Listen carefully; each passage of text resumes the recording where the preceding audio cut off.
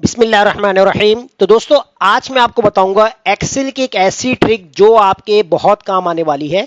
Excel में देखें सबसे ज्यादा प्रॉब्लम किस चीज का आता है कि जब हमारे पास एक्सेल में कोई भी डेट मेंशन होती है, अब इस डेट में से हमें यह चेक करना होता है कि हमारा जो डेट नंबर है वो कौन सा है।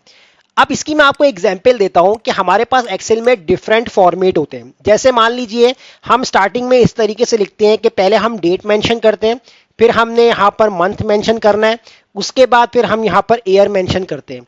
अब आपको मैनुअली अगर आपने खुद से टाइप किया तो आपको मालूम होगा कि पहले आपने डेट लिखी है, उसके बाद मंथ लिखा है और उसके बाद यहां पर आपने ईयर लिखा है। इसी तरीके से हमारे पास डिफरेंट जो होते हैं वो डेट के फॉर्मेट होते हैं, जिसमें मंथ पहले होता है, डे बाद में होता है।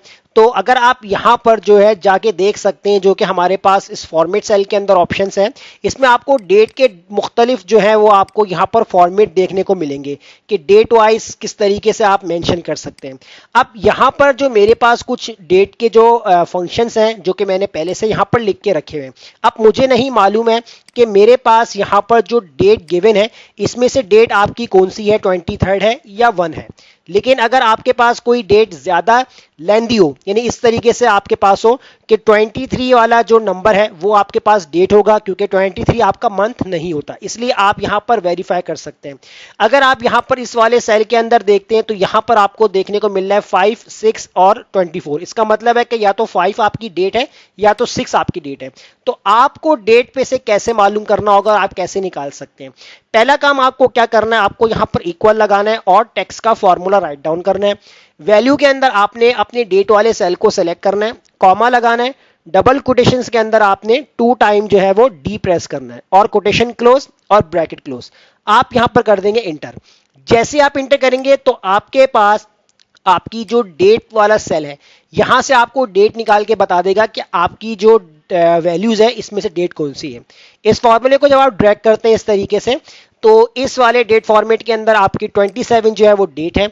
इस वाले फॉर्मेट में देखिए जो 7 है वो मंथ लिखा हुआ पहले, और जो 17 है वो आपके पास क्या है, वो आपकी डेट है। यहां पर 15 आपकी डेट है, 7 आपका मंथ है और 24 आपका ईयर है। इसी तरह यहां पर 5 आपकी डेट है और 6 आपका मंथ है और इसके बाद 24 जो है वो आपका ईयर है। तो इस फॉर्मूले से आप जो है वो डेट को बहुत ही इजीली वेरीफाई कर सकते हैं। अब नेक्स्ट जो चीज यहां बताने जा रहा हूं कि आपको ये मालूम कैसे होगा कि 23 को क्या डे था, यानी 23 और 1 जनवरी 2024।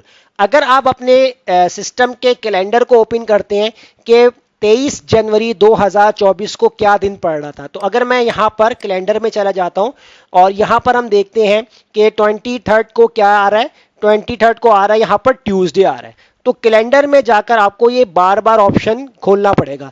क्या पता आपका कैलेंडर यहां पर आपके पास कोई डेट हो वो 1995 की हो, तो कैलेंडर को आप कितना पीछे लेके जाएंगे। तो उससे यहां पर सबसे आसान तरीका जो कि मैं आपको बताऊंगा ट्रिक, इक्वल लगाएंगे, टेक्स्ट का फॉर्मूला आपको लिखना है, वैल्यू के अंदर आपने इसी सेल को सेलेक्ट करना है, कॉमा लगाना है और डबल कोटेशन के अंदर आपने 3 टाइम डी प्रेस करना है, कोटेशन क्लोज और ब्रैकेट क्लोज कर देना है और आप करें इंटर।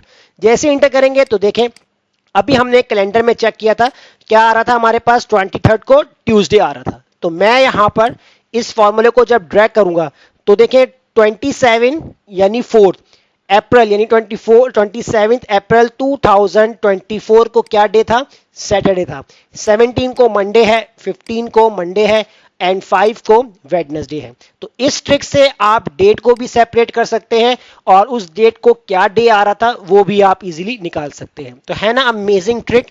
तो इसी तरह आप इसी क्लासेस की प्रैक्टिस करते जाएं और हमारे वीडियोस को वॉच करते जाएं, क्योंकि बहुत सारी ट्रिक्स जो कि मैं आपके साथ शेयर करूंगा आने वाली वीडियोस के अंदर भी। तब तक अपना ख्याल रखिएगा। अल्लाह हाफिज।